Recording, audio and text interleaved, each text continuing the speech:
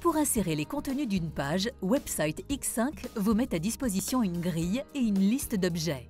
La grille représente la page sur laquelle vous êtes en train de travailler. Chaque cellule peut accueillir un contenu. Glissez par exemple l'objet texte et l'objet image.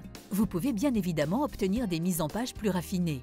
Pour cela, vous pouvez ajouter des lignes et des colonnes à la grille et disposer un contenu sur plusieurs cellules juxtaposées en le faisant glisser ou en agissant directement sur les points de sélection. Double-cliquez sur l'objet texte inséré. Ouvrez l'éditeur de texte permettant de taper et formater le texte. Bien évidemment, vous pouvez aussi coller le texte copié d'un fichier externe. Pour créer un lien hypertexte, vous devez sélectionner les mots à activer et cliquer sur le bouton « Insérer un lien ».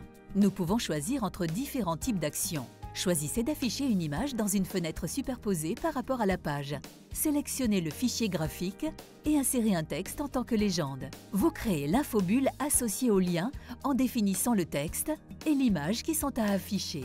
À ce stade, vous devez seulement confirmer. Rappelez l'aperçu dans le navigateur et positionnez-vous sur le lien que vous venez de créer. Au passage de la souris, l'infobulle apparaît. Au contraire, si vous cliquez, vous affichez l'image superposée. Revenez à l'environnement de développement et occupez-vous de l'objet image.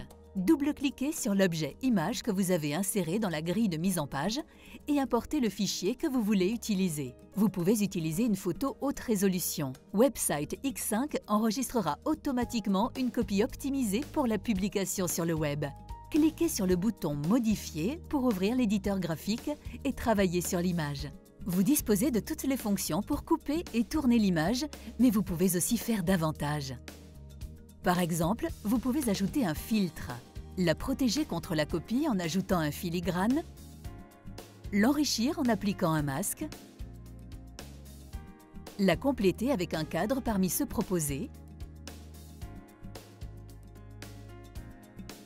et la rendre plus captivante en activant rapidement des effets tels que le reflet, un bord coloré et la perspective.